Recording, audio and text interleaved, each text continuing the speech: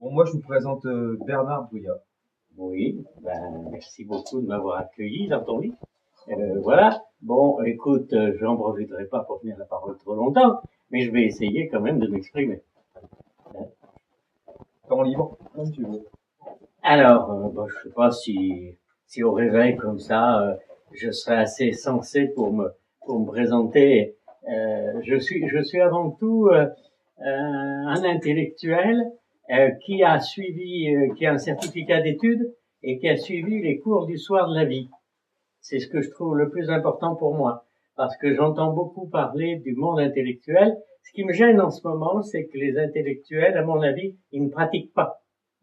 Donc, on est toujours sur une lancée des choses passées, de tout ça. Et moi, mon propos, c'est d'essayer de voir ce qui va se passer devant. Et quand on a créé, il y a maintenant pas loin d'une dizaine d'années, l'Observatoire des pratiques de développement local et mondial, notre propos, c'était très simplement, avec des gens qui ont pris maintenant des chemins parfois différents, hein, même politiquement assez poussés, mais notre propos, c'était de dire, on va commencer du local au mondial à regarder ce qui se passe autour de nous, à regarder à l'endroit où on a déjà les pieds posés. Et puis après, on étend plus loin, mais on regarde déjà à l'endroit où on a les pieds posés. Alors, qu'est-ce qui se passe dans ces cas-là? C'est qu'effectivement, on se fait pas forcément que des amis, mais c'est pas très important. Parce que pour moi, tout le monde, comme je dis souvent, j'habite une planète et tous les enfants du monde sont mes enfants. Donc, c'est pas très important. Donc, petit à petit, même ceux qui pensent qu'on peut, et alors là, je vais parler de mon maître à penser qui s'appelle Ivan Illich, et Ivan Illich disait toujours, ça sert à rien de continuer à être contre, parce que chaque fois qu'on est contre, on laisse supposer que le pour pourrait avoir raison. Donc aujourd'hui, on voit beaucoup de gens qui sont dans le contre. Moi, le contre, ça ne m'intéresse pas. Ce qui m'intéresse, c'est de voir ce qu'on peut trouver dans ce que nous, on appelle aujourd'hui, et qu'on a essayé de mettre en place, ce qu'on appelle le pas de côté. C'est-à-dire qu'il faut essayer, on pense qu'aujourd'hui, si on veut, disons, avec nos contemporains, je prononce même plus le mot citoyen, parce qu'il est devenu trop politique pour moi, donc parce qu'on l'utilise à toutes les sauces, hein, un coup on l'utilise parce que vous êtes un bon citoyen si vous achetez bien, un coup. Bon, donc moi je pense que mes contemporains, ceux qui vivent en même temps que moi aujourd'hui sur cette planète, eh bien on a d'autres choses à faire que de se contenter de pouvoir encenser les uns les autres et de se battre pour des choses qui sont inutiles, et entre autres de là, de continuer une croissance, puisqu'on est parti là-dessus, une croissance épouvantable. Et Illich disait aussi qu'il faut se désaccoutumer à la croissance, comme on prend ça comme une maladie. Parce que la croissance, c'est une maladie. Personne ne veut comprendre ça. C'est tout bête. C'est qu'on nous a habitués et on nous a entraînés comme une épidémie. Et dans une épidémie, on est rentré et on est dans la croissance. Et on continue à croître en pensant que la seule possibilité de s'en sortir, c'est de croître encore. Mais c'est pas la solution. Il faut qu'on commence à se désaccoutumer si on veut soigner cette maladie. Et donc, moi je suis pas très chaud pour dire qu'il faut à tout prix décroître. Parce qu'on ne va pas dire à quelqu'un qui n'a rien dans sa poche qu'il doit décroître. Mais par contre, on peut proposer à tout le monde de penser, chacun individuellement, comment il peut s'amener à se soigner de cette maladie. Voilà. Et donc, il y en a un qui ça sera parce qu'il achètera qu'une voiture au bout de 2 ou 3, et ainsi de suite. Bon, ça, c'est des tas d'exemples. Alors, voilà où on en est aujourd'hui. Voilà ma réflexion. Mais la position, pour moi, elle est assez nette, si tu veux. C'est de dire, je ne parle qu'à mon nom à la base. Et là, je rejoins par exemple quelqu'un que j'ai eu l'occasion de croiser et tout ça, qui s'appelle Jacquard. Et moi, pour moi, l'important aujourd'hui, il me semble, c'est de repartir de nous-mêmes, non pas à travers des réseaux et tout ça. Plutôt que de faire des réseaux, il faut faire du lien. Et ça, faire du lien, voilà, par exemple, de m'inviter de m'asseoir dans ton lit le matin au petit déjeuner et tout ça, ça c'est du lien. Mais on va pas faire réseau pour ça. Mais c'est un lien. Et ce lien est créé. Donc, l'important, c'est de faire aujourd'hui du lien. Ça, on l'a un peu oublié. On part tout de suite dans le phénomène qu'il faut faire réseau, non, je pense que chacun doit garder son truc. Et Jacquard, lui, disait, dans ce cadre-là, il disait quelque chose qui, pour moi, est très, très important. Il disait le matin, alors là, c'est comme dans le lit, là. Quand je vais descendre du lit, je me regarde dans la glace, je me lève, et qu'est-ce que je vois? Ah, je dis, bah tiens, je suis une merveille. Alors, ça surprenait tout le monde quand il disait ça. Mais pourquoi je suis une merveille? Ben, parce que je suis à côté de toi dans le lit, parce que tu existes. Parce que sans ça, une merveille toute seule, ça ne veut rien dire. Donc le problème, c'est d'être une merveille, mais avec les autres. Donc, mais si on sait déjà que soi-même, on est cette merveille-là, on est ce qu'on est, mais on est cette merveille, c'est nous, voilà. Donc, à partir de là, on pourra aller beaucoup plus loin. Aujourd'hui, c'est ce qui manque, parce que depuis des siècles, on a aliéné les gens en leur faisant croire qu'il faut être majoritaire, qu'il faut... Tout ça, on nous a rentré dans un système politique qui ne correspond pour moi à plus rien, quoi. Donc, et c'est là où on a pas mal de choses à faire. Donc, alors c'est pour ça qu'on travaille actuellement, toujours, et hier j'étais en train de parler de nouveau de la Grèce à Val-sur-les-Bains, dans un café, pourquoi actuellement la Grèce nous intéresse beaucoup, et moi j'en viens, c'est parce que l'Europe actuellement est en train de faire une expérimentation qui est assez terrible. C'est de savoir jusqu'où on peut aller pour opprimer financièrement. Alors moi, financièrement, ça me gêne pas trop, mais opprimer financièrement des gens auxquels on a appris à consommer. Et on a appris à gagner de l'argent. C'est-à-dire qu'on a appris à des gens pendant des années, il faut que vous gagnez plus, il faut que vous travaillez plus, il faut que tout ça. Et d'un seul coup, on leur dit, mais attendez, vous avez fait plein de dettes, maintenant vous allez rembourser vos dettes, alors ils n'ont plus rien.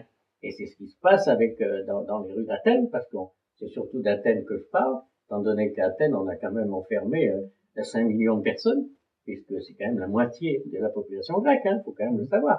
Donc c'est très important. Et là, oui, ce qu'on voit, moi j'ai beaucoup côtoyé des militants et tout. Je suis un peu très dur avec eux aussi, parce que bon, j'étais dans un quartier de Garcia, qui est le quartier on va dire des gens qui sont beaucoup plus militants depuis des années et qui sont anarchistes. Mais ça aussi c'est très vague. Hein. J'ai beaucoup de mal avec tout ça. D'ailleurs, j'ai de mal avec tous les courants politiques. Ça c'est vrai.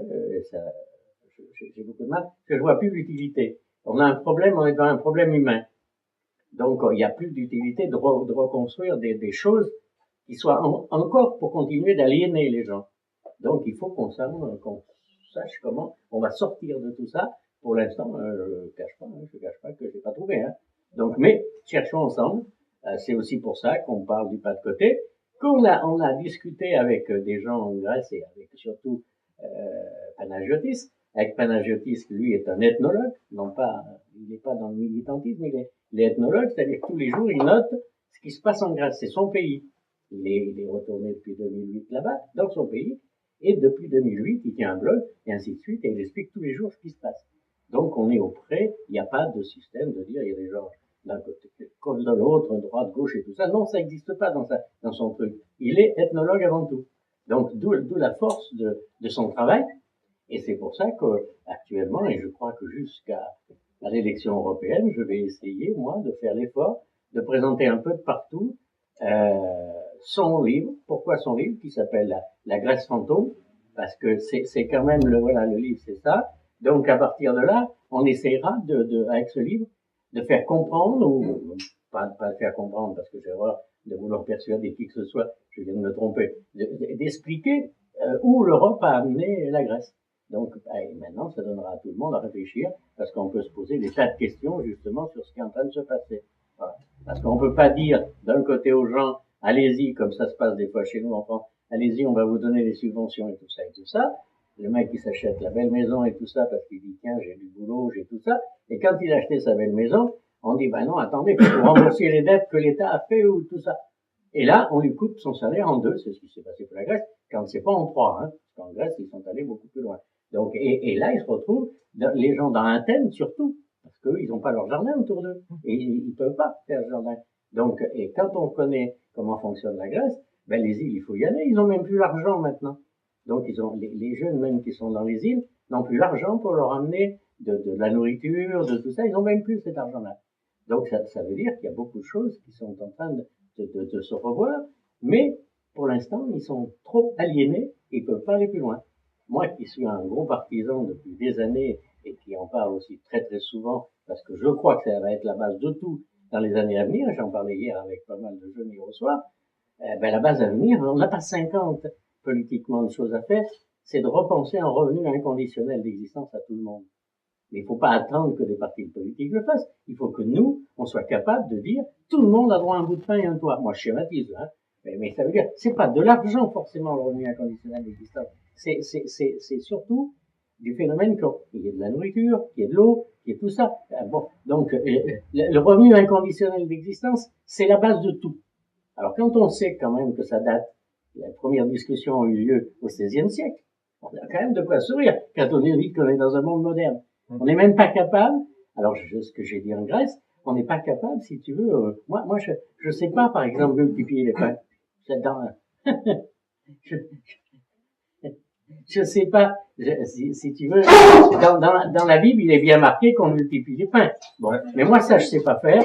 Par contre, ce qui m'intéresserait, c'est de partager les pains. Parce qu'on on en a pour tout le monde du pain. Donc il faudrait qu'on le partage. Et à partir de là, aujourd'hui, comment on arrive à faire ça? C'est-à-dire qu'il faut à tout prix qu'on revienne. Alors on entend beaucoup de choses. Encore hier, on m'a posé la question. On m'a dit, qu'est-ce que tu proposes? Je pense qu'on ne peut pas proposer mieux, mais il n'y a rien d'autre en face que le revenu inconditionnel d'existence. Il n'y a rien d'autre. Le reste, c'est du blabla. Donc on peut nous parler du revenu minimum, de tout ça. Mais après, c'est de l'assistanat. Donc les hommes n'ont pas besoin d'être assistés. Il suffit qu'ils partagent ce qu'ils ont. Pourquoi ils seraient assistés? Il n'y a aucune raison. Ils n'ont aucune raison d'être assistés, ni par un État, ni par qui que ce soit. Donc il faut simplement, à la base, pouvoir, disons, partager ce que nous avons. Et après, moi je vais plus loin, hein, j'ai scandalisé beaucoup de gens, moi je vais beaucoup plus loin. Mes petits copains, parce que là il y a beaucoup de ce qu'on appelle les gens de gauche, et je l'écris maintenant G-O, avec un accent circonflexe, tu vois, les gens de gauche, parce que c'est un fatras épouvantable. Bon, donc même là, c'est à peu près comme les autres. Hein. Donc, mais aujourd'hui, on a un problème, c'est qu'il faut qu'on sorte de tout ça et faire ce pas de côté. C'est à côté qu'on a des choses à trouver. C'est pas dans ce système-là. Ce système-là, il va te donner un peu des subventions un temps, il va te maintenir pendant un temps, il va te maintenir sous l'eau, et il va véritablement pouvoir durer encore très longtemps. Les gens vont aller mettre un bulletin de vote. Alors là aussi, je suis très dur. Je voudrais qu'on m'explique à quoi ça sert. Si quelqu'un me dit à quoi peut servir aujourd'hui un bulletin de vote, je dis bravo. Alors là, et personne encore, pour l'instant, j'ai trouvé personne qui m'a expliqué à quoi ça peut servir. J'ai bien dit aujourd'hui, hein. Il faut pas qu'on m'en sert à dire nos anciens se sont, et surtout que je suis un ancien, hein, donc nos anciens se sont battus pour le droit de vote et tout ça. Faut arrêter de dire des choses comme ça. Bon, la guerre de 14, elle est finie quand même aussi, hein. Donc il faudra peut-être qu'on regarde devant ce qu'on va faire. Devant, on va pas changer le monde avec un bulletin de vote. C'est pas possible, ça n'existe pas, ça. Bon, donc ça veut dire quoi? Ça veut dire qu'on va alimenter encore tout un courant de gens qui vont continuer à nous aliéner par des tas de choses. Bon, donc on peut se dire aujourd'hui, repartons par quelque chose de tout simple à la base. C'est on arrête de jouer avec ces braves gens. Et alors c'est là où tu vois à peu près où je veux en venir. Repartons par la dérision. Voilà. Donc maintenant il suffit très simplement. Parce que ce qu'on a discuté en Grèce, justement, avec Panagiotis, ce qu'on a discuté, c'est qu'en Grèce, ils ne peuvent plus. En Grèce, je n'ai même pas pu parler du revenu d'existence. Parce que on les a trop descendus, donc ils n'ont même plus la possibilité de lutter. Nous, on a encore, parce qu'on a beaucoup de moyens en France, beaucoup de moyens, et on a encore la possibilité de faire des dérision. Et donc, de jouer avec la dérision, pourquoi? Parce qu'il faut qu'on continue nos travaux, comme tu fais toi, comme on fait tous, donc au local, mais parce que je pense que au local, ça repartira, au local, mais à partir de là, si tu veux, il faut qu'on soit capable, quand on va discuter, je l'ai fait dernièrement au théâtre de Privas, où il y avait la chambre d'agriculture, la chambre je sais pas quoi, métier et tout ça pour nous expliquer comment on allait faire la grotte Chauvet, du même style que ce qu'on a fait le Louvre à Lens. Parce qu'il y avait le technicien de Lens qui était là pour nous expliquer tout ça. Je me suis assis dans la salle et j'ai mis mon nez, c'est tout. Et quand j'ai le nez, je peux pas parler. Et il faut simplement que ça rentre dans l'esprit des gens. Et là, il y a une brigade qui se met en route à Marseille, de partout, un peu partout en France. Hein. Nous sommes maintenant assez nombreux. Hein. Donc, avec toute l'équipe de Marseille, de Paris et tout ça, on prévoit un très grand défilé au 14 juillet face à l'armée. Parce que là aussi, on pense que c'est un des trucs qui nous bouffe beaucoup de choses. Donc, les nés seront tous à Paris le 14 juillet. Et donc, c'est là qu'il faut déjà se rassembler. Les nés, je vous signale pour les copains, ils sont fournis, même, à la rigueur, tu vois ce que je veux dire. Bon, donc, et chaque fois qu'on ne peut pas répondre, parce que ces gens-là vous emmènent dans des jeux politiques qui ne sont pas les tiens, c'est pas là où tu vas avoir ton morceau de pain le matin, c'est pas là. Bon, donc, dans des jeux politiques qui sont les leurs, là, à ce moment-là, tu fais ça, et tu dis plus rien, et puis t'attends. Et plus on sera nombreux à pouvoir se manifester dans cette ironie-là, plus effectivement ces braves gens qui veulent à tout prix du pouvoir, parce que le gros problème étant là, ils veulent à tout prix du pouvoir, petit ou grand, tout ça, ils en veulent. Bon. Donc tous ces gens-là qui veulent être élus, ils vont commencer peut-être à se poser des questions. Pourquoi on va tous aimer? Et donc, le propos, c'est de leur faire poser des questions, même sans rien leur dire. Parce qu'à la rigueur, moi, quand je parle, tu sais ce qu'ils disent? Ils disent, de toute façon, c'est un farfelu, c'est tout ça. C'est leur droit, hein. Moi, ça me gêne pas. Hein. Je juge pas les hommes, hein. C'est le système qui m'intéresse. Le système qui m'intéresse et le système de gouvernance qu'on a aujourd'hui, c'est catastrophique. Parce que quand on nous parle, moi, souvent, on nomme d'utopistes, mais je suis pas du tout d'accord, parce que l'utopie, c'est la façon dont on nous fait vivre aujourd'hui. Il faut qu'on comprenne ça. La véritable utopie, c'est la façon dont on nous fait vivre. On peut pas. Il nous faudrait 6 planètes pour vivre comme ça. Donc, on n'en est pas là. On n'a pas 6 planètes, on n'en a qu'une. Donc, qu'est-ce qu'on fait? On peut pas continuer à vivre dans un système comme ça. Alors, on va pas continuer à dire, voilà, l'Europe, le machin. Non, il faut qu'on arrête à un moment. Mais pour arrêter à un moment, il faut que chacun, et je fais pas des réseaux, ça va pas passer par des réseaux qui vont descendre dans la rue, qui vont faire tout ça. Ça va être très long, je le verrai pas, hein, mon âge. Et c'est pas grave. Moi, ce qui m'intéresse, c'est qu'il faut petit à petit mettre en place une réflexion différente de l'homme. Il faut que l'homme retrouve sa propre personnalité. Et donc, à partir de là, beaucoup de choses pourront se construire. Quand je dis l'homme, hein, bien sûr, j'inclus les femmes aussi. Parce que nous sommes dans un monde macho. Donc, de machisme, de tout ça, et qui est très dur d'ailleurs pour les femmes. Parce qu'aujourd'hui, là aussi, il y a beaucoup de choses là-dessus qui seraient à rediscuter. Bon. Et on est sur le point, moi je peux vous dire, je suis très optimiste. Alors ça paraît bizarre, parce que à mon âge, il y en a beaucoup qui ont peur de tout, hein. Peur qu'on vous pique la voiture, peur. Il y a tellement de peur, et puis on les entretient, hein, bien sûr. Bon, donc il y a tellement de peur. Moi, je suis très optimiste. Il n'est pas possible qu'on reste comme ça. Je le verrai pas, hein. C'est pas grave, mais je le verrai pas. Mais on peut pas rester sur cette base-là. Et actuellement, pourquoi il y a autant de force? Pourquoi on est autant bousculé par les politiques, par tout ça, par les politiques et tous les gens qui veulent du pouvoir? C'est parce qu'ils savent qu'ils sont au bout. Il faut quand même bien comprendre ça. À quel moment ça va se passer? Moi, le seul truc, pourquoi j'ouvre ma grande gueule? J'ai encore que ça. Pourquoi je l'ouvre? C'est parce que je veux pas de violence. Et plus on va parler, plus on va créer des petits groupes, plus on va essayer de faire des petites choses, plus effectivement on évitera la violence. C'est la violence qu'il faut éviter. En Grèce, ils m'ont fait venir un peu de partout sur ce sujet-là. Je suis passé dans pas mal de cadres d'anarchistes. J'ai même fait des criques. J'aurais fait des criques parce qu'il faut les faire manger aussi. Là. Parce que là-bas, on en est là. J'aurais appris à faire la crique. Hein. Je sais pas si tu connais un peu la crique. Je connais pas la crique. Tu connais pas la crique. La crique, c'est assez simple. C'est ce qui coûte presque un peu moins cher. C'était le repas un petit peu ici dans les campagnes. Tu râpes des pommes de terre, et tu le fais sauter. Voilà. Des galettes de pommes de terre, avec, tu peux rajouter un peu de persil, tout ça. Alors, il y avait la crique du pauvre et la crique du riche. Alors, différence de la crique du riche et de la crique du pauvre, c'est que la crique du riche, on rajoutait un œuf.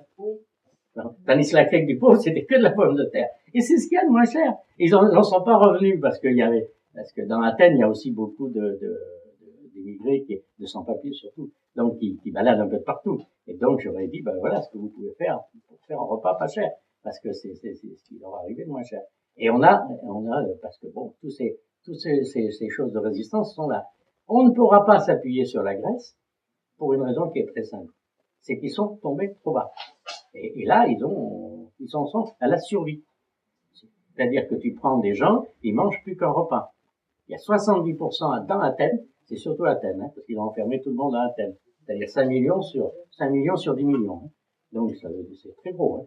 Donc, et à partir de là, ils sont enfermés à l'intérieur, ces gens-là. Alors, ceux qui se débrouillent encore, ben, c'est vrai, je dis peut-être très dur, mais ceux qui se débrouillent encore, ce sont les militants. Parce qu'ils ont pris un peu le système d'échange. Mais prends c'est-à-dire que nous ici, par exemple, déjà, on a évolué, il y a des AMAP, il y a des gens qui ramassent des huiles, il y a tout ça. On a fait des choses. Bon, on fait des choses déjà. Bon, mais chez eux, il n'y a rien d'organisé. Tous les gens, hormis les militants, alors à 80% anarchistes, hein, de tous bords, hein, il y a anarchistes communistes, il y a tout ça, je suis allé dans je sais plus combien d'endroits, il y a une vingtaine de groupes dans le quartier où j'étais. Donc, et à partir de là, ils font un peu de culture, ils font un peu de tout ça. Bon, mais pas d'agriculture, parce qu'ils ont même pas un bout de terrain, rien de possible, hein, dans la tête. Donc à partir de là, si tu veux, eux, ils sont coincés. Et les gens que nous, on classe de gens de peu, mais ça, il faut à tout prix qu'on utilise les gens de peu. Hein. Ça aussi, c'est un mot à utiliser. Ouais, c'est quoi les gens de peu? Les gens de peu, c'est pas les pauvres. Faut arrêter le mot. Il y a personne de pauvre. Ça n'existe pas, la pauvreté, en tant qu'intellectuel. Bon, mais ce qui existe, c'est la pauvreté quand t'as rien à bouffer. Bon, mais intellectuellement, moi, ce que j'appelle les gens de peu, c'est ce que disait Coluche dans le temps, c'est quand c'est pas parce qu'on n'a rien à dire qu'on doit fermer sa gueule. Donc les gens de peu, c'est ceux qui veulent pas du pouvoir. Mais ils existent. Ils existent. Et tous les jours, ils vivent. Tous les jours, ils sont dans cette société. Donc, ces gens de peu, ils ont le droit, vont aussi être respectés. Et nous, on travaille beaucoup sur ces sujets-là. Et à Athènes, ce qu'il y a, c'est que les syndicalistes se débrouillent très bien. Les syndicalistes, les militants, ils arrivent à se débrouiller parce qu'ils connaissent déjà un peu les combines. Hein. Bon, mais les gens de peu, tels que le petit retraité qui, d'un seul coup, sa retraite vient de passer à 1/3 de ce qu'il touchait, parce qu'on en est là, hein, c'est 1/3. Hein. Donc ça fait gros. Et le gars, il a l'appartement sur les, il a l'appart sur les bras, il a tout ça. On est en train en Grèce, la Troïka. Je sais pas si vous situez ce qu'est la Troïka. La Troïka, ben, c'est assez simple. Hein. C'est camouflé derrière l'Europe, c'est le FMI, la Banque européenne et les banques nationales. Hein. Donc ça, c'est ce qu'on appelle la Troïka, qui est maintenant gouvernée par l'Europe. Donc, pour ceux qui se trouvent dans l'Europe, bien sûr. Donc, à partir de là, c'est là-dessus que cette Troïka, qui vient de retourner en Grèce, là, ces jours-ci, hein, il y a 15 jours, je crois, ils viennent d'y retourner pour dire, mais attendez, maintenant, il faut que les gens vendent leur appartement. C'est-à-dire qu'on en est là. C'est-à-dire qu'après, ces appartements vont appartenir aux banques. Ils n'arrivent plus à rembourser leur crédit. Donc, ils vont appartenir aux banques. À savoir qu'en plus, c'est beaucoup plus dégueulasse, c'est que beaucoup de banques sont en faillite. Donc, ça veut dire que si ça appartient aux banques, ça va être bradé, mais bon, les apparts, les gens vont être bradés complètement, mais eux, ils n'auront toujours rien à bouffer. Donc, il y a aujourd'hui, c'est 70%. Alors, les dernières évaluations que j'ai touchées justement de l'ethnologue, là, c'est 70% de la population. Alors, j'insiste bien, dans Athènes, hein, parce que dans les îles, c'est encore différent. Et dans les îles, ils arrivent un peu à se dépatouiller. Il y a encore un peu du tourisme qui reste, hein. Donc, il y a un peu tout ça, ils arrivent un peu à se dépatouiller. Mais à Athènes, t'es coincé complètement, hein. Tu peux pas bouger, quoi. Les voitures roulent plus, hein. C'est-à-dire que c'est très simple, hein. Il y a 10 ans, c'est assez amusant, c'était même plus de 10 ans, je crois, 15 ans. 15 ans, tout le monde savait qu'Athènes était une des villes les plus polluées du monde, hein. Bon. Donc, tout le monde s'est dit, comment on va faire? Alors, Athènes, le gouvernement a dit, ce qu'ils sont en train de nous proposer en France, c'est très amusant. Et ils ont dit, ben, tout simplement, on va faire un système où vous allez pouvoir rouler un jour sur deux, c'est-à-dire un système avec les matriculations, qu'ils sont en train de mettre en place sur certains coins de Paris. Bon. Donc, alors, ils ont mis ça en place il y a 15 ans, hein, c'est pas nouveau, hein. Qu'est-ce qui s'est passé? À cette époque-là, les gens avaient un peu de moyens. Ils ont acheté une deuxième voiture. Je sais pas si tu vois. Et aujourd'hui, ils se trouvent dans l'histoire de la crise avec 2 bagnoles qui tournent pas. Et le pire, c'est qu'ils ont plus d'essence pour mettre ni dans l'une ni dans l'autre. Alors, ça veut dire que quand tu es dans Athènes, tu vois, là, si tu pourrais mettre le double de voitures, tout juste, il n'y aurait pas 3 rangées. Alors, au milieu, tu as juste le passage pour les taxis jaunes qui appartiennent à la mafia. Un jour, peut-être, ils me prendront, mais il faut quand même le dire. Là, les taxis n'appartiennent à la mafia, non pas aux gens. C'est-à-dire que toi, si tu as un jeune qui voudrait avoir du boulot et tout, tu risques pas d'avoir une licence ou alors, il faudra que tu en fasses des choses. Donc, ça veut dire qu'il y a des taxis qui roulent. Pas cher, hein. Faut être honnête, pas cher. Mais à côté de ça, t'as rien d'autre. Les gens, les voitures, moi, j'étais dans un quartier, oui, Exancia, c'est le quartier des anarchistes de tout ça, mais c'est un quartier quand même très populaire. Les voitures, elles bougent pas, hein. Elles bougent absolument pas. Alors, elles roulent pas. Donc, ça veut dire que maintenant, ils en sont là. Et les voitures sont coincées, elles sont pas vendables, parce que maintenant, elles ne sont même pas revendables. Donc, c'est pour ça que c'est très dur là-bas, quand on rentre de là, on est un peu emmerdé, parce que chez nous, tu sens qu'il y a encore tellement de choses à faire devant nous. On a encore tellement de possibilités. C'est pour ça que je parle de la dérision. Parce que on a tellement de possibilités, on a tellement de trucs à faire. Mais eux, ils sont au bout, hein. Moi, je ne cache pas que le revenu des licences, je suis pas arrivé à en parler. J'ai eu honte presque d'en parler. Parce que ils en sont pire que ça. Ils en sont à la survie de tous les jours. Alors, les seuls qui passent au milieu, c'est ça qui est le plus terrible, hein. Les seuls qui passent, c'est qu'il y a encore, comme dans ces grandes villes, des kiosques et tout ça, tu vois. Et donc, les seuls qui passent, ils s'appellent Nestlé, ils s'appellent toutes ces cochonneries-là. Parce que les gamins, les femmes, ils ont pas un sou pour faire, ils font qu'un repas, hein. Moi, où j'étais, il y avait qu'un repas, hein. Donc, et par contre, dans la journée, on achète une merde. il vaut 1 euro, parce que c'est Nestlé, là-bas machin, là-bas tout ça. Et donc ça en est au point où tu vois une transformation, on la voit dans la rue. Moi, je passe mon temps à... En plus, j'adore aller dans un pays où je ne connais pas la langue. Ça va être bizarre. Tout le monde dit, mais il faut connaître la langue dans un pays. Non. Je pense que où c'est très fort, c'est quand on arrive à pouvoir avoir des contacts sans même parler la langue. Soit parce que tu essayes d'expliquer, soit... Et puis, petit à petit, tu t'aperçois que ça marche.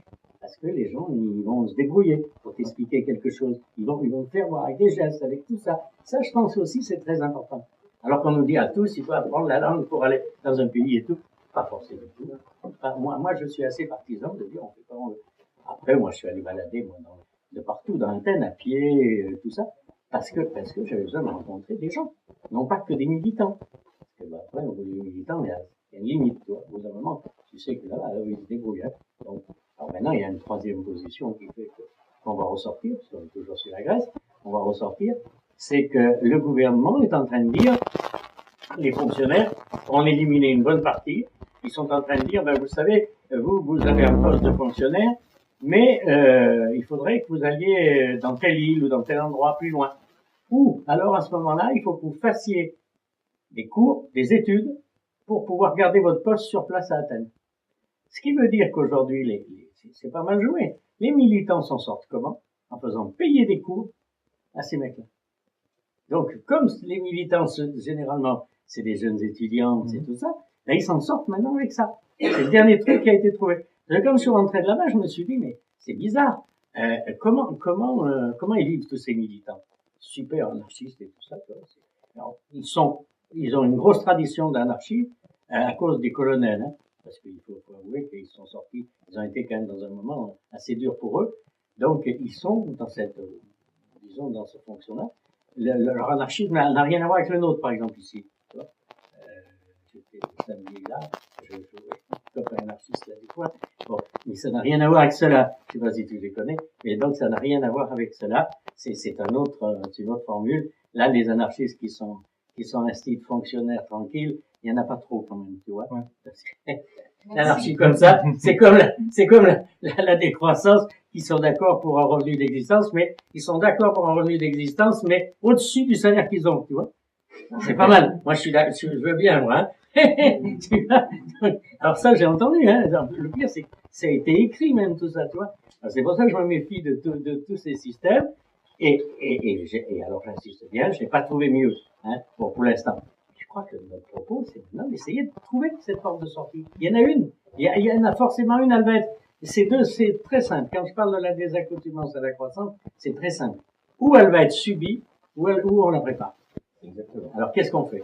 Ou être subie, ou on la prépare. C'est-à-dire que demain, je sais pas, tous les deux, on va échanger notre morceau de pain, ainsi de suite, on va la préparer, cette décroissance. Ils sont bien emmerdés, les mecs, parce qu'ils n'ont plus de pain, du coup. Pour peu qu'on s'amène à changer complètement la façon de fonctionner. Bon. Donc, je crois qu'il faut qu'on c'est pas grave, la décroissance.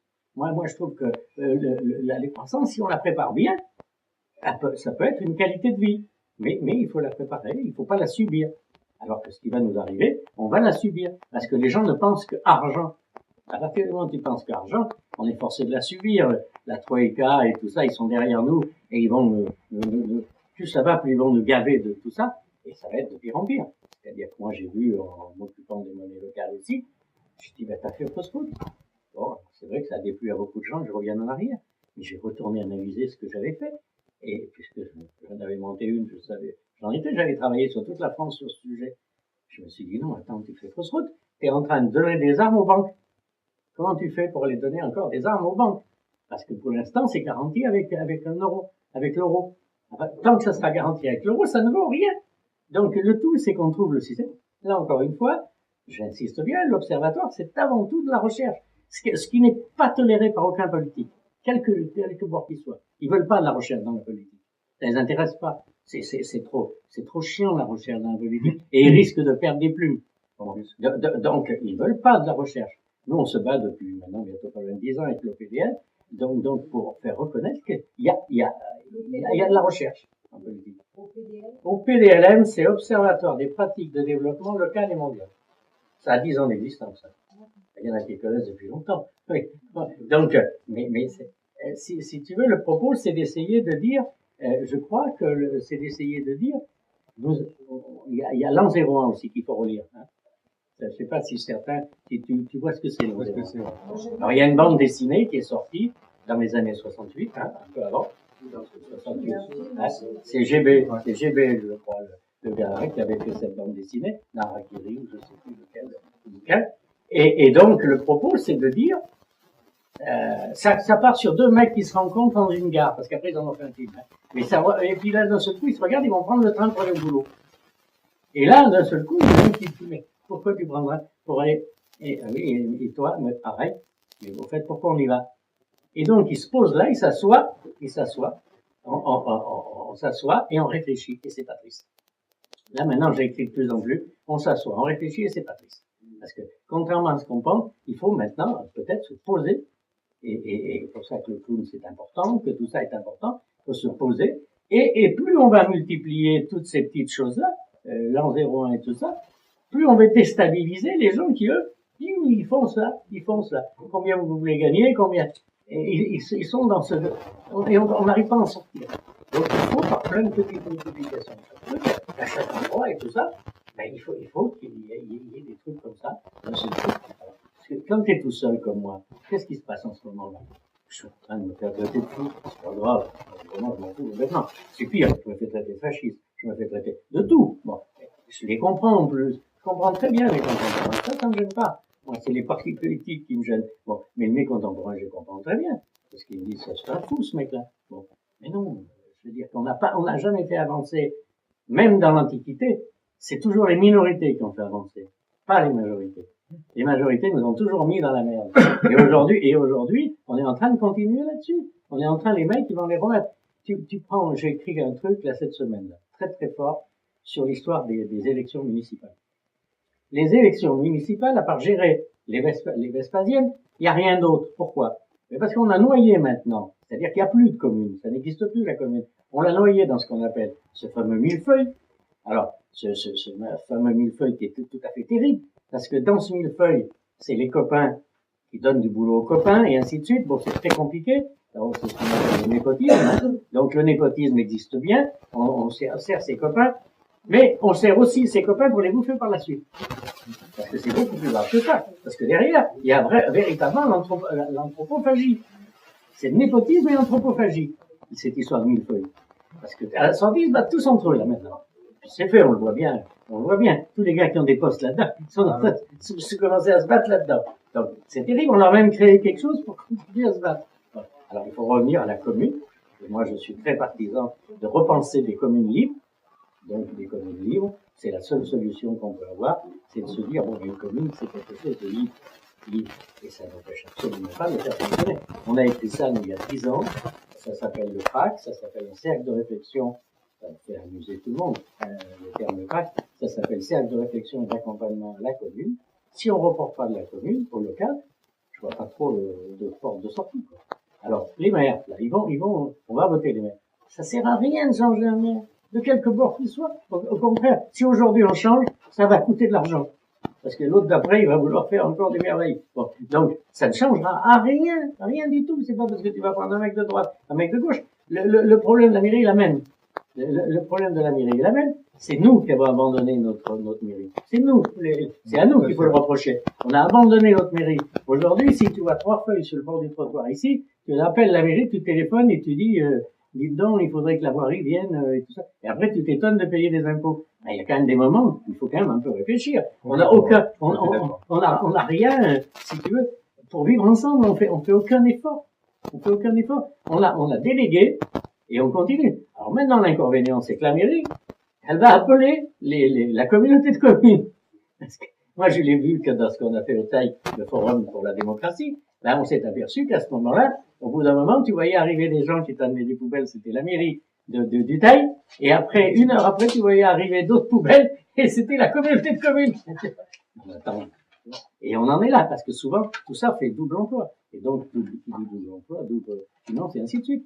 Donc, on en est dans un système qui est tellement, comment on va dire, tellement perturbé, et plus ils vont le perturber, plus ils ont une chance de s'en sortir. C'est ce qu'on appelle le saucissonnage. C'est comme ça que tu fais des pantalons pour les jeunes, des pantalons pour les vieux, et tout ça. Parce que plus tu vas saucissonner, plus effectivement, tu vas avoir la consommation.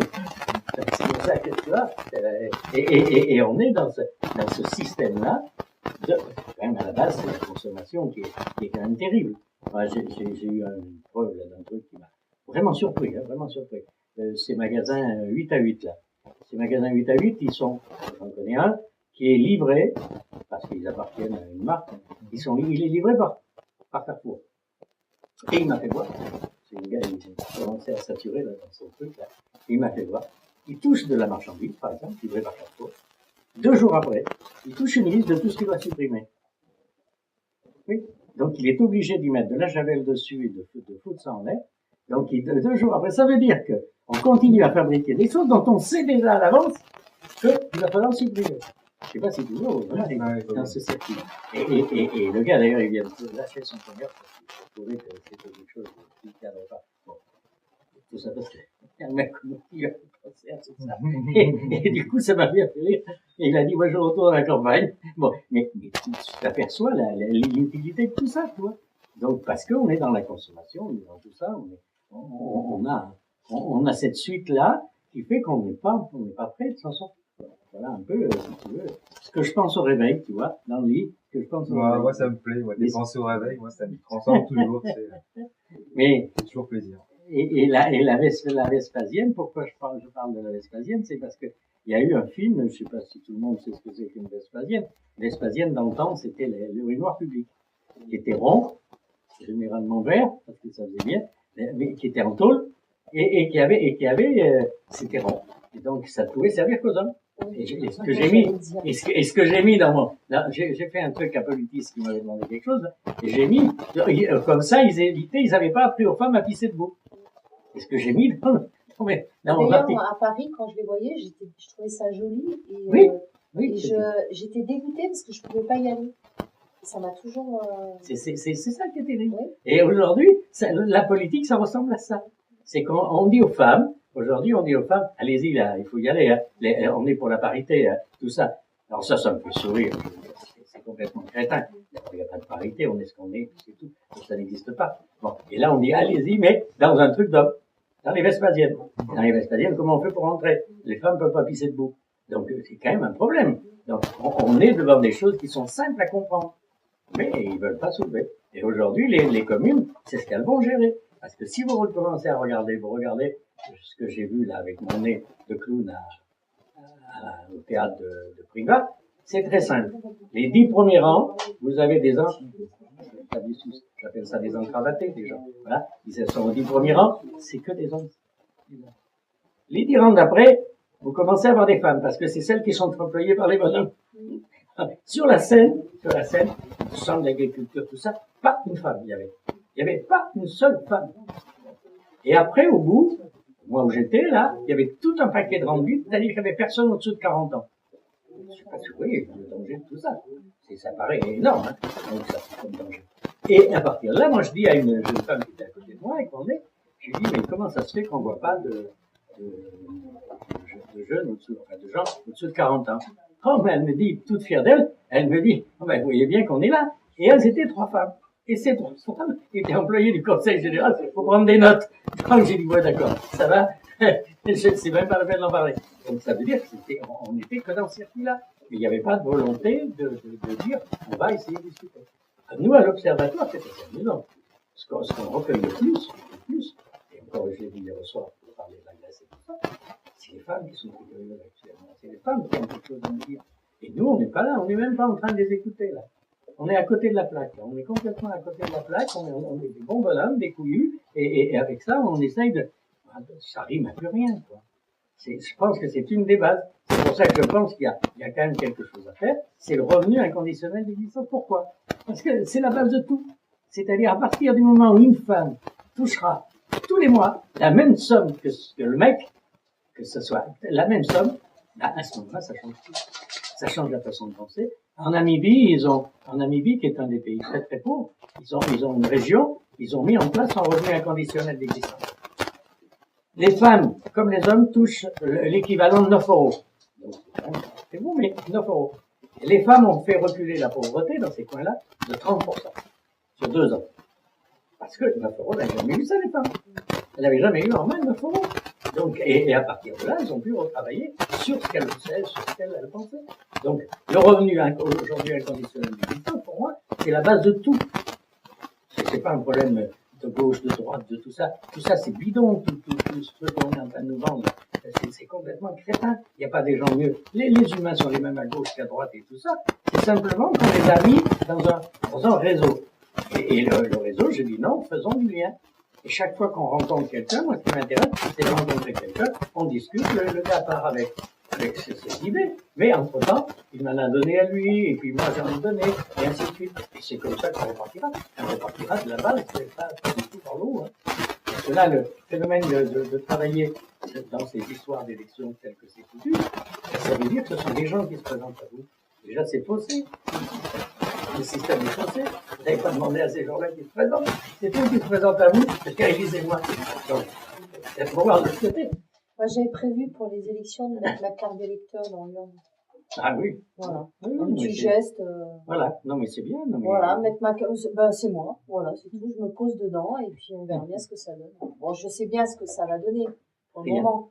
Mais si faire prendre conscience à la personne qui va ouvrir, qui va voir une carte d'électeur, qui va dire ça, ne serait-ce que l'interrogation, poser l'interrogation dans son cerveau. Mais allez-y avec des nez.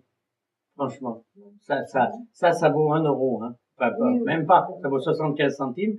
Il y a une boutique à Aubenas, j'en ai commandé 100. Hein. Si vous manquez quelques heures, j'en ai même dans ma voiture. Hein. Bon, mais je pense qu'il faut qu'on reprenne cette histoire d'ironie. Parce que tout ça, ils comprendront pas, ils vont dire c'est encore une originale, elle nous fait le coup. Et en plus, même ça, ils l'interprètent politiquement. Même ça, le phénomène de redonner sa carte, c'est comme l'histoire du vote blanc, c'est une stupidité, ils vont faire passer ça, c'est une stupidité terrible. Le vote n'est pas obligatoire. Ça veut dire que le vote blanc va faire très simplement une chose, c'est qu'ils vont pouvoir être élus. Alors actuellement, ils sont élus, grosso modo, la majorité avec 15% des gens. Bon, mais là, ils vont être élus avec 5%. Parce que vous votez un vote blanc, et eux, ils continueront leur même cinéma. Donc, et donc, avec 5%, ils sont quand même élus. Donc, ça marche pas. Donc, il faut qu'on revoie le problème. Et je crois que la dérision, pour moi, reste, pour l'instant, on n'est pas affamé. Il faut être honnête. On n'a pas faim, nous.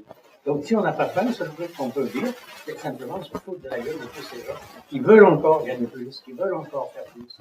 C'est de cela qu'il faut construire. Donc, parce qu'on sait qu'on peut et moi, j'ai aucun secret, j'ai 900 euros de retraite par mois. Je suis un homme heureux. Je dis, même dimanche, tout j'en ai trop. Peut-être pas ce matin, parce que je viens de me faire dépanner, ça m'a coûté 100 euros. Bon, donc, bon, je gère très bien mes découvertes. Spécialiste, je suis un spécialiste. Donc, mais, je veux dire, comme l'argent, ça ne manque pas. Faut arrêter de nous faire chier avec ça. Ce qui manque maintenant, c'est véritable, ce que j'appelle, moi, le bien vivre ensemble. C'est même pas le mieux vivre ensemble, pas intéressant, c'est le bien vivre ensemble. Bien vivre ensemble. C'est vrai qu'il a raison, là.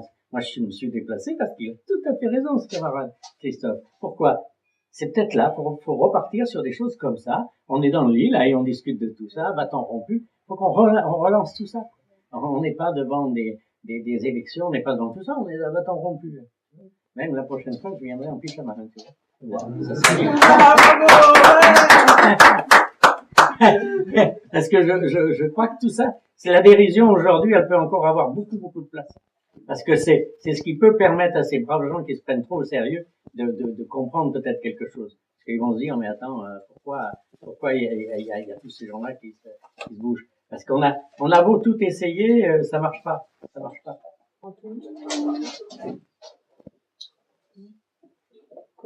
J'aime mon pouce qui me fait avancer quand du bord de la route il vous demande d'arrêter vos vies de voiture pour m'inviter à y monter. Où allez-vous, ça pouvait mieux tomber. J'aime aussi mon index quand il me tourne les pages, un peu moins mon annulaire qui regrette le mariage. J'aime mon auriculaire quand il me répète tout, mais celui que j'aime par-dessus tout, c'est